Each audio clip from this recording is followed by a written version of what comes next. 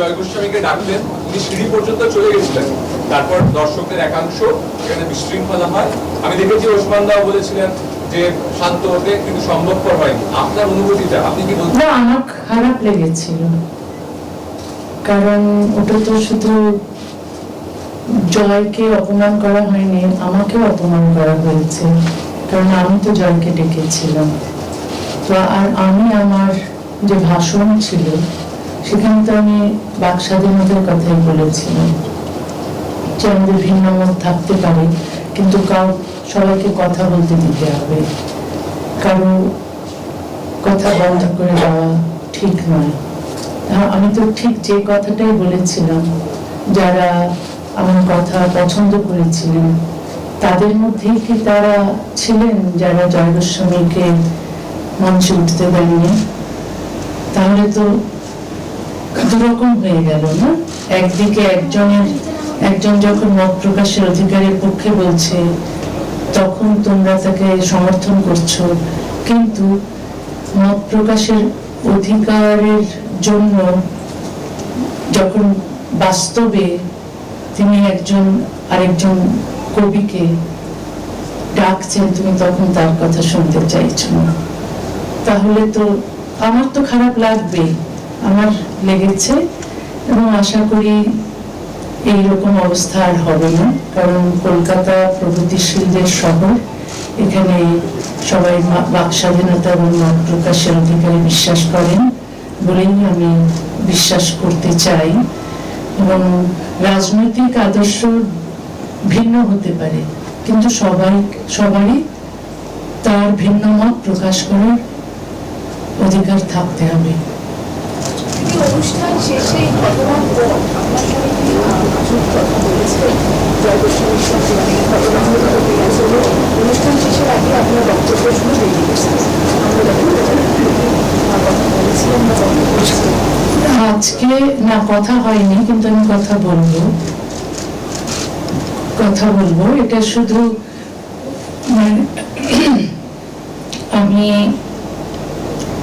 আমি আজ বা কাল আমি যাবো তার বাড়িতে কথা বলতে, ওটাও ভেবেছি আমি। তাসলিমাদি, আপনি তো তিনটে সরকারকে দেখলেন, বাম সরকার, তৃণমূল সরকার এবং এখন বিজেপি সরকার। এই তিনটে সরকারের মধ্যে আপনার চোখে কি পার্থক্যটা আপনি দেখতে পারেন? পার্থক্য তো আছে। এক সরকার আমাকে বের করে দিয়েছিলেন, দ্বিতীয় সরকার আমাকে আসতে দেননি, তৃতীয় সরকার আমাকে আসতে দিয়েছেন। তো তিনটে পার্থক্য তো আছে। এখন সেই পার্থক্যটা না দেখে এই যে আমি আসতে পারলাম, সেটাকে আমার মনে হয় সেলিব্রেট করা উচিত, এবং আমি খুবই আনন্দিত যে আমি আসতে পেরেছি। এবং শুধু আমি বিশ্বাস করতে চাই যে এই সরকার মত প্রকাশের অধিকারে বিশ্বাস করেন, এই সরকার বাক স্বাধীনতায় বিশ্বাস করেন। শুধু আমি আসতে পেরেছি, আমি ভিন্ন মত প্রকাশ করলেও আমি এখানে এই শহরে বা এই রাজ্যে প্রবেশ করার স্বাধীনতা পেয়েছি, সেটাতেই আমি সীমাবদ্ধ থাকতে চাই না। আমি চাই অন্য যাদের ভিন্ন মত আছেন তারাও যেন একই রকম স্বাধীনতা উপভোগ করেন। দিদি, তৃণমূলের সাংসদ কল্যাণ বন্দ্যোপাধ্যায় উনি গতকালকে বলেছেন যে আপনি অনেক পিছিয়ে রয়েছেন, উনি জানেন না পশ্চিমবঙ্গে কতটা সংখ্যালঘুদের উন্নয়ন হয়েছে, আপনি ব্যাকডেটেড হয়ে রয়েছেন। কিন্তু উনি এও বলেছেন উনি আপনার লেখা পড়েন, আপনার লেখা ভালো লাগে, কিন্তু আপনি অনেক পিছিয়ে রয়েছেন এখনটা বলেছেন কল্যাণ। তাহলে পিছিয়ে আছি যদি, তাহলে আমি এগিয়ে যাওয়ার চেষ্টা করব।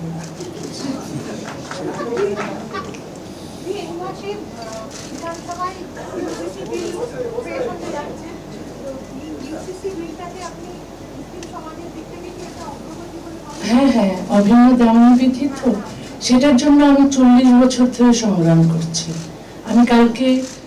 আমি বলেছিও যে বাংলাদেশে এবং ভারতবর্ষে, পাকিস্তান, এই উপমহাদেশে এই অভিন্ন দেওয়ানি বিধির খুব দরকার। আসলে পৃথিবীর যে কোনো সভ্য দেশেই এই অভিন্ন দেওয়ানি বিধি আছে, কারণ এক দেশ এক আইন আমরা চাই, সবার জন্য সমান আইন চাই।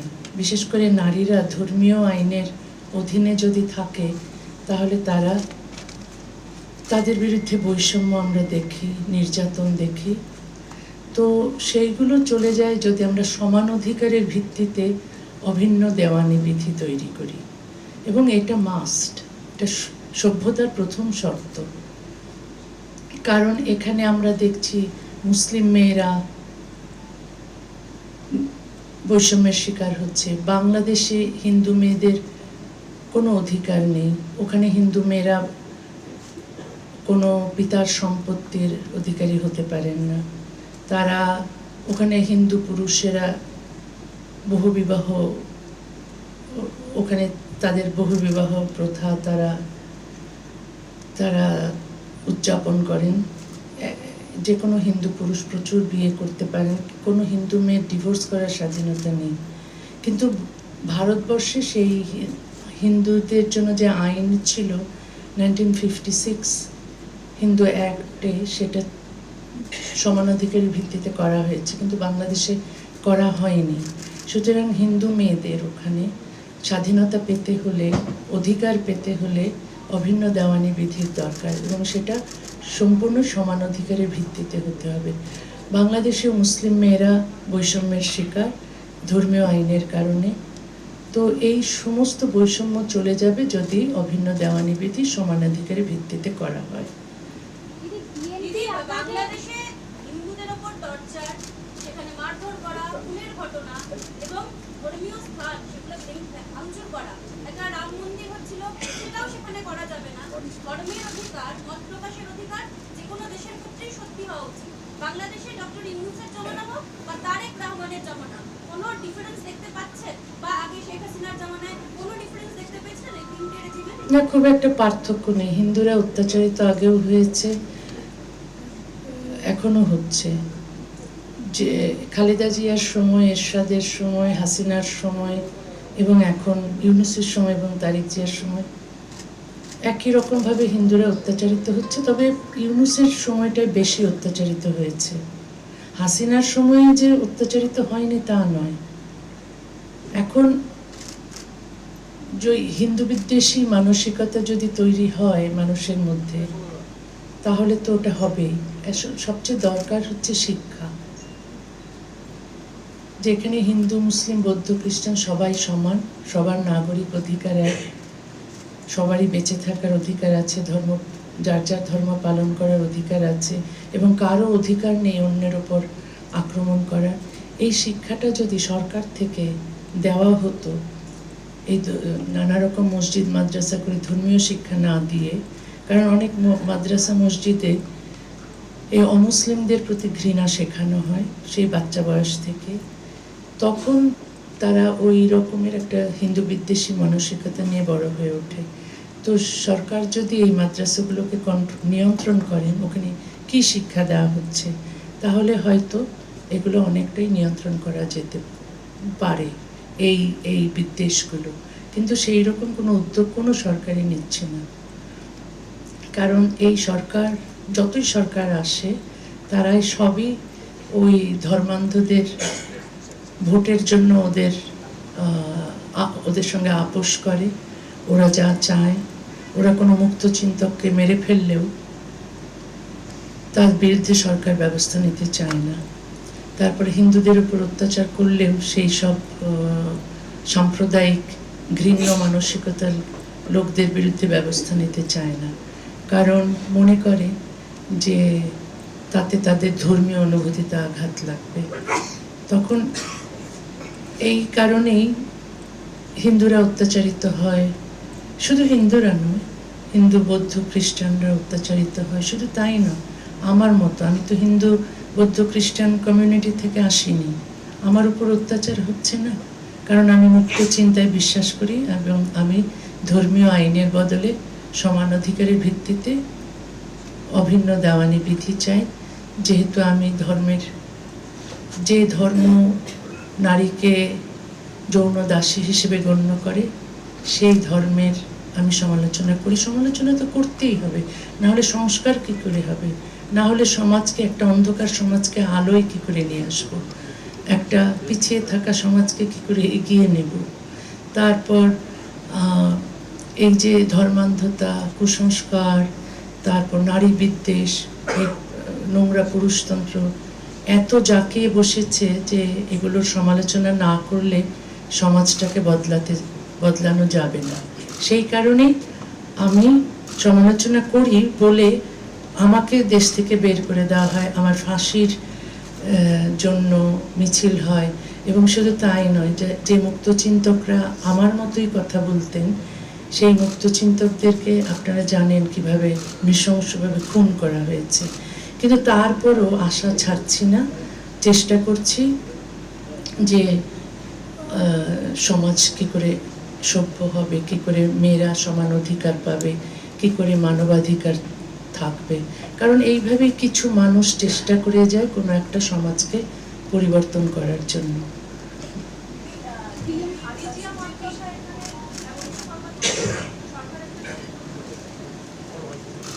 কি বলছেন?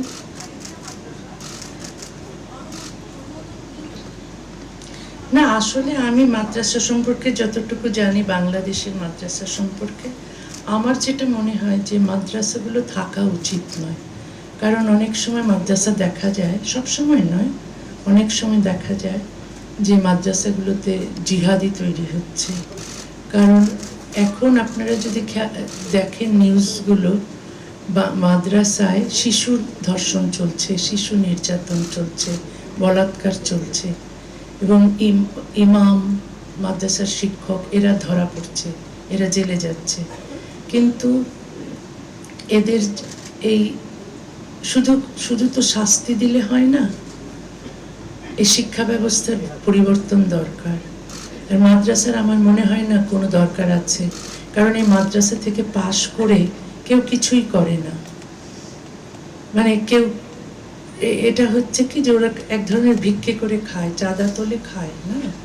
তো এই মাদ্রাসাগুলো না হয়ে বরং সব মাদ্রাসাগুলো সেকুলার স্কুল হয়ে যাওয়া উচিত। আর প্রচুর মসজিদ গড়ে উঠেছে যেগুলো জিহাদি তৈরির কারখানা। তো সবগুলো বলছি না, কিছু কিছু।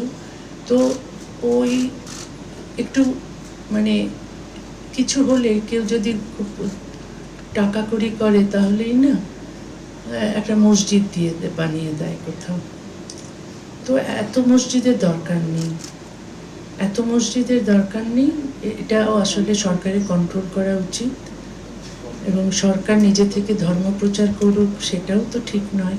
কারণ সেকুলার কান্ট্রি হতে গেলে ধর্মকে রাষ্ট্র থেকে পৃথক করতেই হবে, এবং এটা সভ্যতার প্রথম শর্ত। সেটা প্রত্যেকটা দেশে, সভ্য দেশেই আছে, ধর্মের সঙ্গে রাষ্ট্রের কোনো সম্পর্ক থাকতে পারবে না।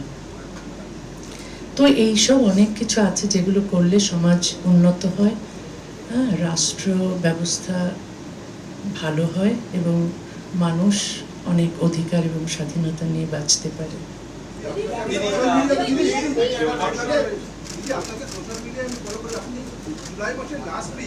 একটা টুইট করেছিলেন এক্সে, এই সিজেপি ছাত্রদের মুভমেন্ট নিয়ে একটু ক্রিটিক্যালি আপনি বলেছিলেন যে এর বাংলাদেশের প্যারালাল জগৎ, আপনি বলেছিলেন এটা পরিণতি ঠিক হয়নি।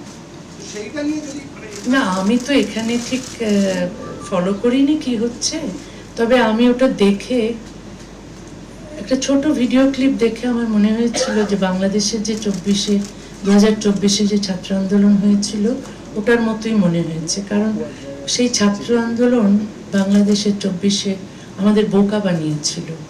কারণ আমরা ভেবেছিলাম সত্যিকার সব ছাত্ররা এসেছে, তারা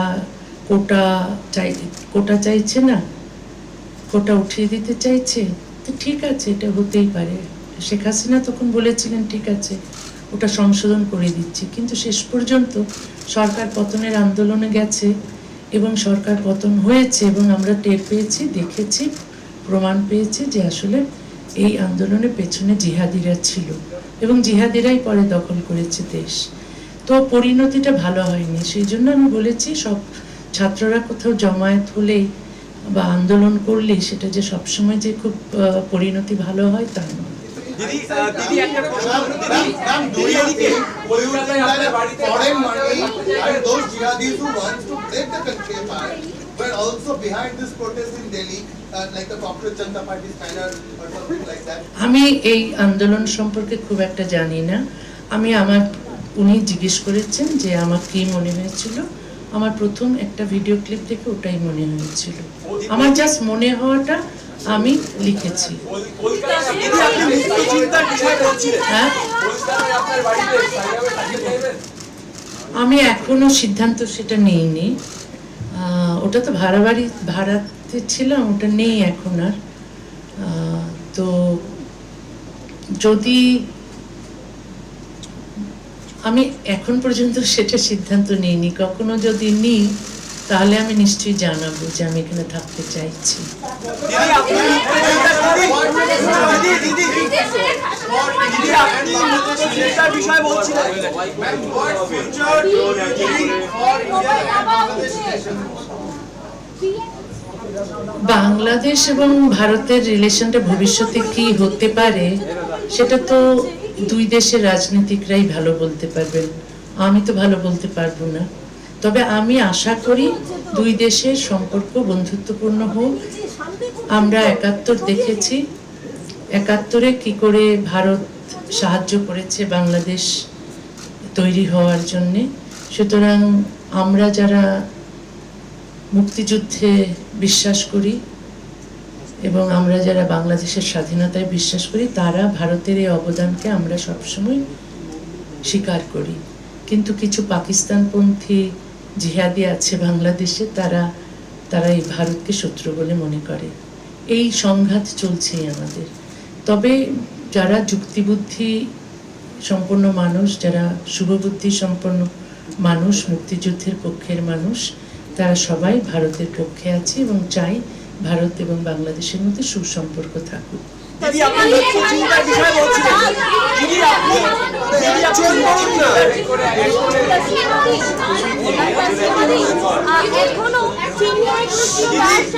দিদি আপনি মুক্ত চিন্তার বিষয়ে বলছিলেন। দিদি আপনি মুক্ত চিন্তার বিষয়ে বলছিলেন। বাংলাদেশে আমি অনেক প্রতিবাদ করেছি। চিন্ময় কৃষ্ণ দাস জেলে, তাকে জেলে নেওয়া হয়েছে অকারণে। ওখানে এটা প্রতিবাদ আমরা অনেকেই করছি, শুধু অনেকেই আমরা করছি। আপনি যদি দেখেন বাংলাদেশের সোশ্যাল মিডিয়াতেই দেখেন, আমরা প্রতিবাদ করছি। হিন্দু, বৌদ্ধ, খ্রিস্টান, মুসলমান, আস্তিক, নাস্তিক, যারাই মুক্ত চিন্তার মানুষ, তারাই আমরা প্রতিবাদ করছি। কিন্তু আমাদের প্রতিবাদে কাজ হয় না। সরকার কি কারণে তাকে বন্দি করে রেখেছে আমরা অনুমান করতে পারি। হয়তো চিন্ময় কৃষ্ণ দাস হিন্দুদেরকে যেভাবে আশা দিচ্ছিলেন, তারপর সংগঠিত করছিলেন, তাতে মনে হয় অনেকের অসুবিধে হচ্ছিল, বিশেষ করে সরকারের। তো এই সরকাররা তো কখনো মুক্ত চিন্তার পক্ষে বা বাক স্বাধীনতার পক্ষে থাকে না, বলে বটে, কিন্তু দেখা যায় প্র্যাকটিক্যালি তারা থাকে না। তো এইসব অন্যায় তো করেই যাচ্ছে সরকার। তো আমরা অন্যায়ের বিরুদ্ধে তো এখনো আশা আছে যে অন্যায়ের বিরুদ্ধে প্রতিবাদ করার মানুষ আছে।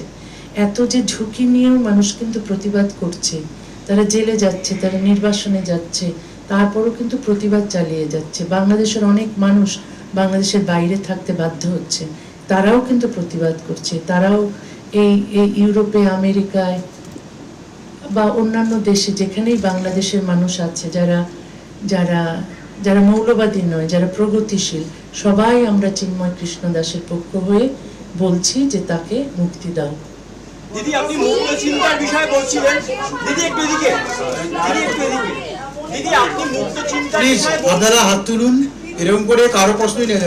সত্যি বলছি, আপনারা হাত তুলুন, আমরা বলুন। দিদি আপনি মুক্ত চিন্তার বিষয়ে বলছিলেন। যদি আমরা একটু অতীতের দিকে দেখি, রাজীব হায়দার, অভিজিৎ রায়, নিরঞ্জন সহ আরো একাধিক মুক্ত চিন্তককে মৌলবাদীরা হত্যা করেছে বলে আপনি অভিযোগ করেছেন। বাংলাদেশে পরিবর্তন হয়েছে, এই যে মৌলবাদীদের যে দাপট দেখে গেছেন বা এই এখনো যে বর্তমানে চলছে বিভিন্ন জায়গা থেকে খবর আসছে, এই দাপট কি কমবে বলে মনে হচ্ছে? মৌলবাদীদের এই দাপট মানে মুক্ত চিন্তকদের ওপর রাজ্যের মানে দেশের পরিবর্তন হয়েছে, বাংলাদেশে কমবে? এখন তো কমার কোনো লক্ষণ দেখছি না, বরং বাড়ছে।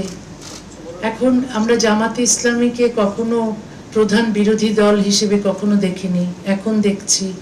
এখন তারা সংসদে বসছে। প্রধান বিরোধী দল যদি আওয়ামী লীগ থাকতো তাহলে ভালো হতো, কিন্তু এখন যেহেতু আওয়ামী লীগকে ব্যান করেছে, তাই প্রধান বিরোধী দল হিসেবে জামাতে ইসলামী আছে, এবং এটা কখনোই ভালো লক্ষণ নয়। কারণ এই জামাতে ইসলামী নারীর অধিকারের বিরোধী,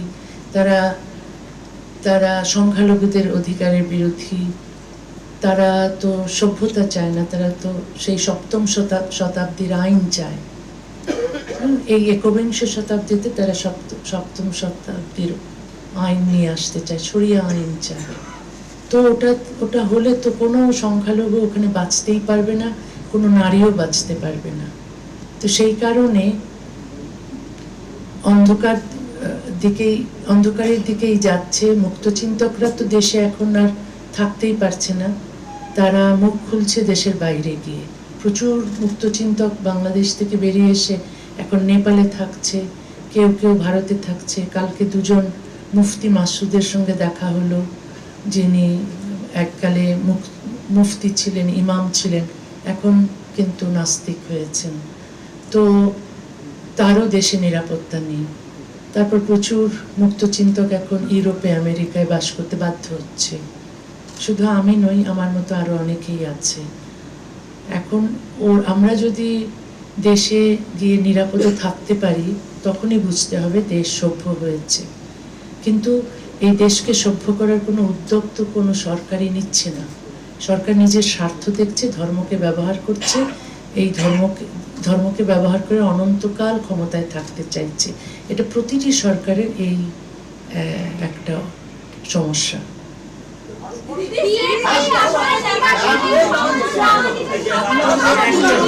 আপনারা হাত তুলুন।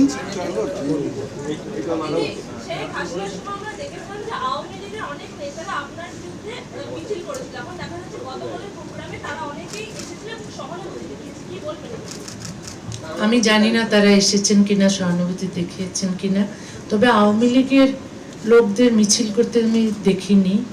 আমার বিরুদ্ধে যারা মিছিল করেছে তারা তো সব ইসলামী মৌলবাদী জিহাদি এরাই। দিদি লজ্জা আবার রিলিজ করার কথা করেছেন তো? আপনি প্রশ্ন করেছেন তো? আচ্ছা, আপনি করেছেন? গতকাল মুখ্যমন্ত্রীকে ধন্যবাদ জানিয়েছেন আপনি, তার সঙ্গে আরেকটা শব্দ মানে একটা সেন্টেন্সও বলেছেন যে কৃতজ্ঞতা কখনো আনুগত্যের চুক্তি হতে পারে না। এটার একটু ব্যাখ্যাটা দিতে পারেন? এটার মধ্যে, এই লাইনের মধ্যেই তো ব্যাখ্যাটা আছে।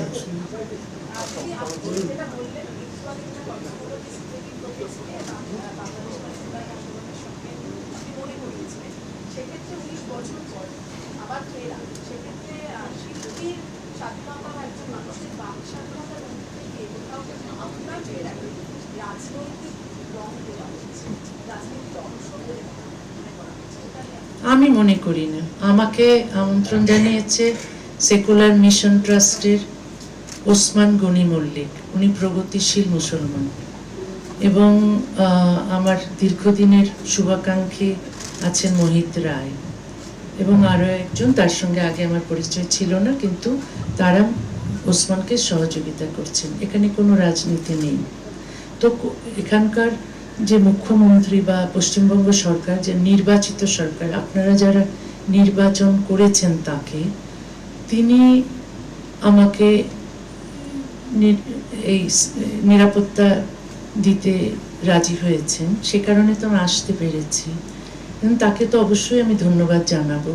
এখানে রাজনীতির আমি কিছু দেখি না। যারা মঞ্চে ছিলেন কাল, তারা আমার অনেকদিন থেকেই শুভাকাঙ্ক্ষী ছিলেন, সে কারণেই এসেছিলেন। কিন্তু শীর্ষেন্দু মুখোপাধ্যায়ও তো আসতে চেয়েছিলেন, তিনি একটা ভিডিও মেসেজ দিয়েছেন, ওটা কালকে সময়ের অভাবে প্রচার করা হয়নি, সেটা আমি আমার ফেসবুকে দেব। তিনি আসতে চেয়েছেন, আমি জয় গোস্বামীকেও ডেকেছি। এখানে রাজনীতির কিছু নেই, এবং রাজনীতিক যদি কোনো বাম সরকার বা ডান সরকার আমাকে নিরাপত্তা দিতে রাজি হন, তাহলে অবশ্যই আমি তাদের কাছে কৃতজ্ঞ থাকব। আমি বাম সরকার যখন ছিলেন তখন তো আমি ছিলাম, আমাকে তখন তারা নিরাপত্তা দিয়েছেন। তাতে আমি লেখকই থাকি, আমার যে আদর্শ সেই আদর্শই থাকে। আমি সেই জন্যে কোনো সরকার নিরাপত্তা দেয়, এই যে আমি কেরালা যাই বা অন্য কোনো রাজ্যে যাই, এই যে আমাকে নিরাপত্তা দেওয়া হয়, সেখানে আমি কি সেই সরকারের রাজনীতির অংশ হয়ে যাই? তা তো নয়। আমি আমার মতোই থাকি।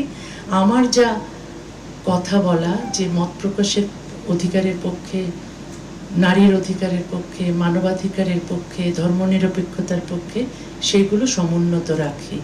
যে সরকারই আমাকে নিরাপত্তা দেয়, এটা হয়তো একটা দায়িত্ব হিসেবে পড়ে, যেহেতু আমার জীবনের হুমকি আছে, কিন্তু এখানে রাজনীতি আসে না কোনো।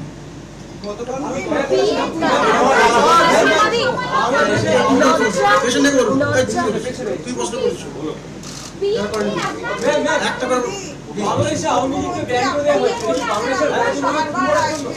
বাংলাদেশের কি কে?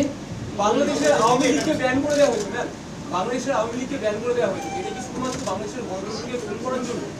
না, দেখুন, কোনো রাজনৈতিক দলকে তো ব্যান করা উচিত নয়। আমি হাসিনার খুব সমালোচনা করেছি, কারণ হাসিনা প্রচুর মসজিদ মাদ্রাসা গড়েছেন এবং মাদ্রাসার ডিগ্রিকে বিশ্ববিদ্যালয়ের ডিগ্রির সমমানের করে দিয়েছেন, যেটা করা উচিত হয়নি। হ্যাঁ, তিনি কৌমি জননী উপাধি পেয়েছেন এইসব কৌমি মাদ্রাসা তৈরি করে, যেগুলো আমার মনে হয় দেশের ক্ষতি করেছেন। কিন্তু তারপরও আমি তার এই যে দেশ থেকে তাকে বের করে দেওয়া হলো, সেটার পক্ষপাতী নই। আমার মত হচ্ছে তিনি নির্বাচন, তার উচিত ছিল নির্বাচন দেওয়া এবং দেশে থাকা। এবং এই যে তারপর ইউনূস সরকার আওয়ামী লীগ রাজনৈতিক দলকে নিষিদ্ধ করলেন, সেটা খুবই অনুচিত কাজ হয়েছে। এটা একেবারেই ঠিক কাজ করেনি। এগুলো সমালোচনা আমি করছি, যদিও আমি হাসিনার কিছু কাজের সমালোচনা করি, কিন্তু আওয়ামী লীগকে ব্যান করার বিরুদ্ধে আমি কথা বলছি, কারণ এটা অবশ্যই গণতন্ত্রের বিপরীতে একটি সিদ্ধান্ত। এবং অচিরে আওয়ামী লীগের ওপর থেকে ব্যান তুলে নেওয়া হোক, এটা চাই। এবং আওয়ামী লীগের যারা দেশের বাইরে আছেন, তারা যেন দেশে যান, নিরাপদে থাকতে পারেন, সেই ব্যবস্থা যেন করা হয়। কারণ প্রচুর আওয়ামী লীগের নেতা কর্মীদের অত্যাচার করা হয়েছে, অনেককে মেরেও ফেলা হয়েছে। এগুলো ঠিক গণতন্ত্রে, আবার এগুলো করার পরেও গণতন্ত্র নিয়ে বড়াই করবে, এটা তো হয় না।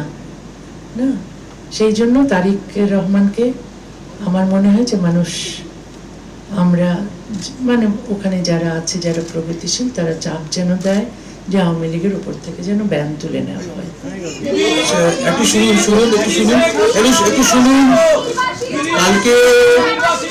কালকে একটু শুনুন একটুখানি শুনুন। কালকে আপনারা দেখেছেন, আপনি দেখেছেন শেখ হাসিনা জানিয়েছেন ডিসেম্বর মাসে তিনি বাংলাদেশে ফিরবেন। আপনিও কি ফিরতে চান? শেখ হাসিনা ফিরতে চান, তার আমি জানি না যে তার পক্ষে ফেরা সম্ভব হবে কিনা। আমি চাই যে তিনি যেন ফিরুন, দেশে দেশে যেন গণতন্ত্র টিকে থাকে। কিন্তু আমাকে তো কেউ ফেরাতে চায় না। শেখ হাসিনাও ফিরতে দেননি, খালেদা জিয়াও ফিরতে দেননি, তারপর আর যারা এসেছে ক্ষমতায় তারাও তো ফিরতে দেয়নি। শেখ হাসিনার পক্ষে হয়তো ফেরা সম্ভব, আমার পক্ষে তো ফেরা সম্ভব নয়। আপনি কি কলকাতায় থাকতে চান?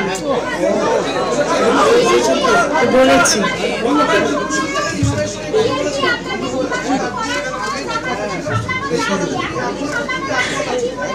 শুনুন, কালকে দিদির একটা বড় প্রোগ্রাম হয়েছে, অনেকক্ষণ কথা বলেছেন, আবৃত্তি করেছেন, তার গলার অবস্থা খারাপ। আমরা 3টে কি 4টে প্রশ্ন নেব। দিদি বলেছেন 3টে কি 4টে প্রশ্ন নেব। অনুগ্রহ করে যারা প্রশ্ন করেননি তারা করুন, পেছন দিক থেকে করুন। দিদি লজ্জা পরিচয় আপনি বার করতে চাইছেন বিমান বসু দিদি লজ্জা, আমার একটা প্রশ্ন আছে লজ্জা বইটা যেটা বিতর্ক শুরু হয়েছে, যেটার জন্য আপনাকে বাইরে যেতে হয়েছিল, সেই বইটা আবার রিলিজ করতে চাইছেন আপনি, করবেন আপনি আপনার ভবিষ্যতে? কথা শোনা যাচ্ছে না, একটু জোরে বলুন। যে লজ্জা যে বইটার জন্য এত বিতর্ক, সেই বইটা কি আবার রিলিজ করতে চাইবেন বাংলায়? সেই বইটা আবার কি করতে চাইবো? আবার রিলিজ করতে চাইবেন আবার? লজ্জা তো বাংলাদেশে ব্যান্ড, এখনো ব্যান্ড, কিন্তু লজ্জা তো পশ্চিমবঙ্গে আছে, চলছে। এই সময় দাঁড়িয়ে আবার রিলিজ করা, আবার রিলিজ কেন? রিলিজ তো হয়ে গেছে সেই 92 সালে।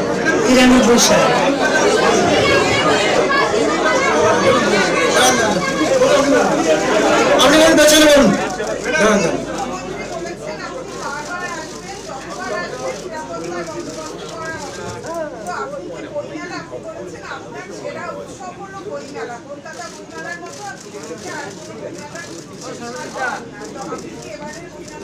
হ্যাঁ, আমি তো খুবই আসতে চাই। আমি বলেছি, কালকে তো কবিতাও পড়েছি বইমেলা নিয়ে, আমি জানি না আপনারা দেখেছেন কিনা। তো বইমেলায় অবশ্যই আসতে চাই। এখন মুখ্যমন্ত্রী যেহেতু বলেছেন নিরাপত্তা দেবেন, তাহলে তো আমি আশা করছি যে আমি বইমেলায় আসতে পারবো, এবং বইমেলায় সেই আগের মতো যেভাবে আমি স্টলে বসতাম, পাঠকদের সঙ্গে কথা হতো, দেখা হতো, সেই রকম পরিবেশ আমি চাই। তো আমি নিশ্চয়ই বইমেলায় আসবো।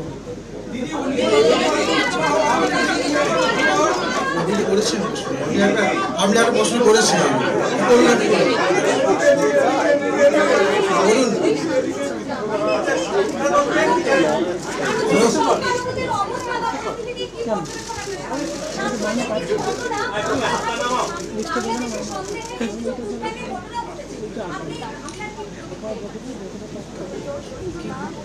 কি প্রশ্ন বুঝতে পারলাম?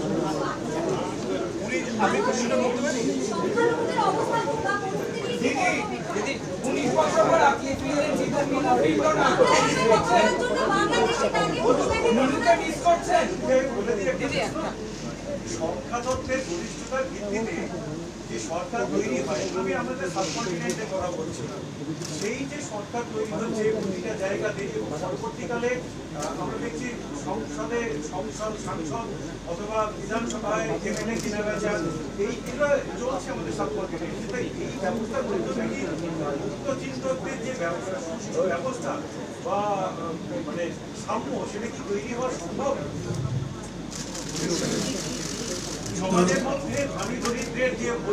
এই উত্তরটা আমি দিচ্ছি। এত বিশাল গবেষণার বিষয়, এটা বিশাল গবেষণার বিষয় না। একটা স্পেসিফিক আমার মনে হয় যে কোনো পরিবেশেই মুক্তচিন্তক জন্ম নিতে পারে। এটা মানে সাম্য থাকলেই যে জন্ম নেবে তা নয়, অসাম্য থাকলেও জন্ম নেবে। এবং আমরা দেখেছি পৃথিবীর প্রতিটি দেশেই মুক্তচিন্তক আছেন।